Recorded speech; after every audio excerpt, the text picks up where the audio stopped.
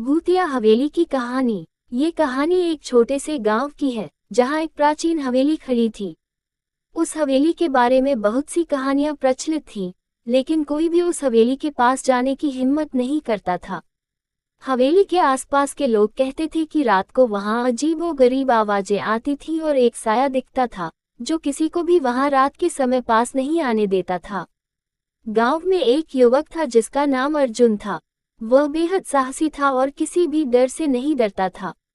एक दिन गांव के बुजुर्गों ने उसे हवेली के बारे में कई चेतावनियां दी, लेकिन अर्जुन ने किसी की बात नहीं मानी और ठान लिया कि वह हवेली में जरूर जाएगा और पता लगाएगा कि आखिर वहां क्या सच है। एक रात जब चांद की रोशनी बहुत हल्की थी और गांव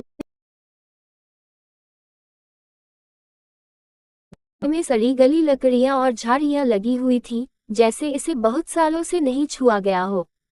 जैसे ही अर्जुन ने दरवाजे को खींचा, अंदर से एक अजीब सी ठंडी हवा आई और उसके चेहरे को थपकी दी। हवेली के अंदर घुसते ही एक घना अंधेरा था। अर्जुन ने अपनी टॉर्च जलाई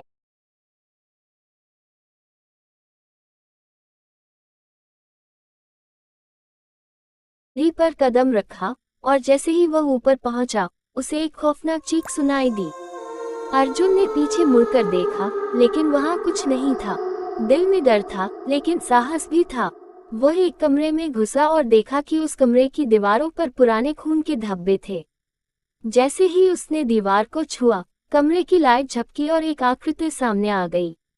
वह आकृति एक महिला की थी, जिसका चेहरा बहुत विकृत और कटा फटा हुआ। महिला की आंखें लाल थीं और वह पड़ी, तुम यहाँ क्यों आए हो?